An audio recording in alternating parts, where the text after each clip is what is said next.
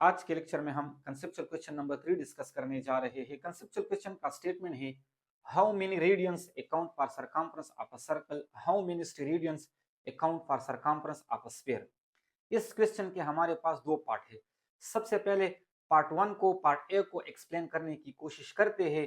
Part A में हमसे क्या मांग रहा है, यानी यहां से लेकर यहां तक इसमें हमसे क्या मांग रहा है। इसमें हमसे ये मांग रहा है कि एक कंप्लीट सर्कल में हमारे पास कितने रेडियंस होते हैं, इसको हमने क्या करना है, एक्सप्लेन करना है।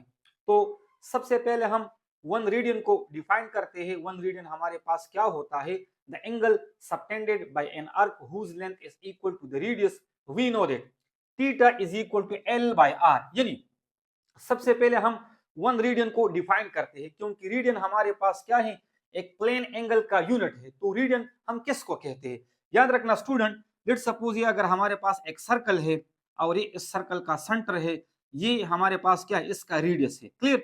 अब अगर एक पार्टिकल यहां से चलना स्टार्ट कर देता है और इस पार्ट बी तक पहुंच जाता है, तो यहाँ पर ये जो लेंथ आप लोगों को नजर आ रही है, इस लेंथ को हम क्या कहते हैं, आर्क लेंथ। अगर ये लेंथ मैग्नीट्यूड में हमारे पास इस रेडियस के बराबर हो, तो यहाँ पर ये जो एंगल बन रहा है इसको हम क्या कहेंगे, 1 रेडियन। क्लियर। और रेडियन का जो डिफिनेशन है वो हमारे पास क्या है, ratio of arc length divided by radius.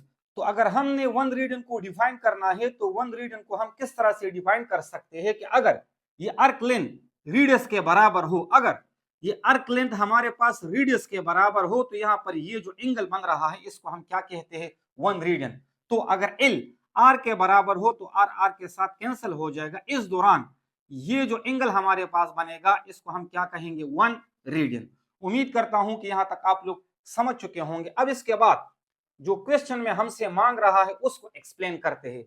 For circumference of a circle, यानी यहां से लेकर ये जो लेंथ आप लोगों को नजर आ रही है इसी को हम सरकमफ्रेंस कहते हैं। क्लियर।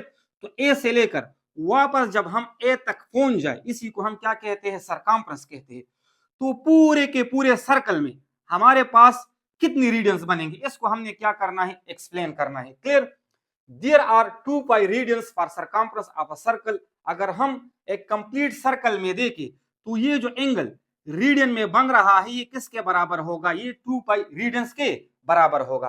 किस तरह से, we know that for circumference of a circle the arc length is equal to 2 pi R. यानी हमें मालूम है जब एक पार्टिकल यहां से चलना स्टार्ट कर देता है और वापस इस ए पॉइंट तक पहुंच जाता है, इसको हम कंप्लीट सरकमफ्रेंस कहते हैं। तो इस दौरान ये जो सरकमफ्रेंस है आर्क लेंथ में किसके बराबर होगा, ये बराबर होगा 2 पाई आर के। तो यहां पर हमें मालूम है कि जो रेडियन है वो किसके बराबर है, arc ratio of arc length divided by radius. तो यहां पर लेंथ किसके बराबर होगा, आर्क लेंथ हमारे पास बराबर होगा 2 पाई आर के।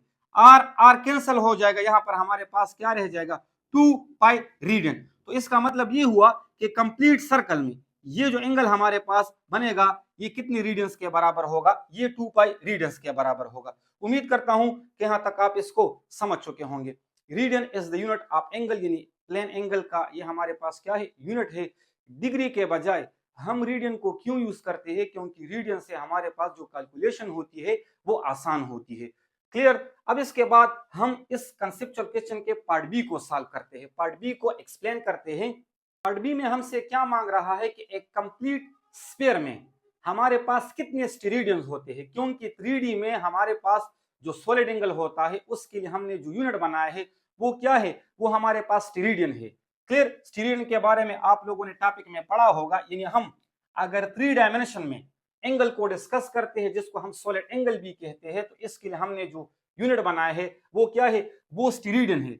तो यहाँ पर क्वेश्चन में हमसे ये मांग रहा है कि एक कंप्लीट स्फीयर में, यानी फुटबॉल जैसा एक शेप है, उस फुटबॉल जैसे शेप में जिससे हमारे पास एक कंप्लीट स्फीयर बन जाता है, तो उसमें हमारे पास कितने स्टेरेडियन होते हैं इसको हमने क्या करना है, एक्सप्लेन करना है। तो सबसे पहले हम 1 स्टेरेडियन को एक्सप्लेन करते हैं। 1 स्टेरेडियन हमारे पास क्या होता है, the angle subtended at the centre of a sphere of radius 1 metre by a part of its surface having an area of 1 metre square. इसका मतलब ये है कि अगर मिसाल के तौर पर ये जो सरफेस एरिया आप लोगों को नजर आ रहा है, ये एरिया, अगर ये एरिया इस रेडियस के स्क्वायर टाइम के बराबर हो तो यहाँ पर ये जो एंगल बनेगा ये हमारे पास क्या होगा, 1 स्टेरेडियन। क्लियर?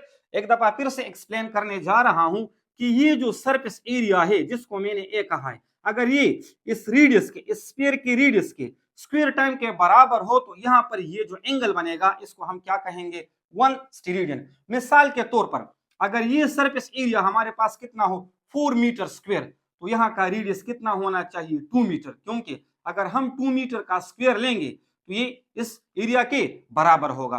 तो इस दौरान यहाँ पर ये जो एंगल बनेगा इसको हम क्या कहेंगे, 1 steradian. For circumference of sphere, यानी हमने अब एक कंप्लीट स्फीयर में स्टेरेडियन को निकालना है कि एक कंप्लीट स्फीयर में हमारे पास कितने स्टेरेडियंस होते हैं। There are 4 pi steradians account for circumference of sphere. तो याद रखना स्टूडेंट, एक कंप्लीट स्फीयर में हमारे पास 4 पाई स्टेरेडियन होते हैं। इसको अब हमने क्या करना है, डिराइव करना है, एक्सप्लेन करना है। Is we know that the surface area for circumference of sphere is 4 pi R square. हमें मालूम है अगर हम फुटबॉल जैसा एक स्फीयर कंसीडर करें तो इसका ये जो कंप्लीट सरफेस एरिया होता है ये किसके बराबर होता है, ये 4 पाई आर स्क्वायर के बराबर होता है। तो हमें मालूम है स्टेरेडियन की डेफिनेशन से हमने ये पढ़ा है कि स्टेरेडियन किसके बराबर होता है, the ratio of area divided by radius square. अब अगर हम एक कंप्लीट स्फीयर की बात करें तो कंप्लीट स्फीयर का जो सरफेस एरिया होता है वो किसके बराबर होता है, 4 पाई आर स्क्वायर। यहाँ पर आर स्क्वायर के साथ क्या हो जाएगा, कैंसिल हो जाएगा, तो हमारे पास क्या रह जाएगा, 4 पाई स्टेरेडियन। तो इसका मतलब ये हुआ कि इस कंप्लीट स्फीयर में हमारे पास कितने स्टेरेडियन होते हैं, हमारे पास 4 पाई स्टेरेडियन होते हैं। उम्मीद करता हूं कि आप इस कंसेप्चुअल क्वेश्चन को समझ चुके होंगे। अगर आप लोग पेपर में ये नहीं लिखना चाहते और साथ में ये भी नहीं लिखना चाहते तो आप लोगों का जो ये कंसेप्चुअल क्वेश्चन है ये इससे कंप्लीट हो जाता है, क्योंकि क्वेश्चन में आप लोगों से क्या मांग रहा है कि आप लोग रेडियन को निकाले फॉर सरकमफ्रेंस ऑफ सर्कल, और इसी तरह से आप लोगों से यही मांग रहा है कि आप स्टेरेडियन को निकाले, मालूम करें फॉर सरकमफ्रेंस ऑफ स्फीयर। ये मैंने आप लोगों के लिए थोड़ा एक्स्ट्रा डिफाइन किया है। अगर इसको आप लोग पेपर में ना भी लिखे तो आप लोग का ये जो कंसेप्चुअल क्वेश्चन है ये इन दोनों पार्ट से कंप्लीट हो जाता है।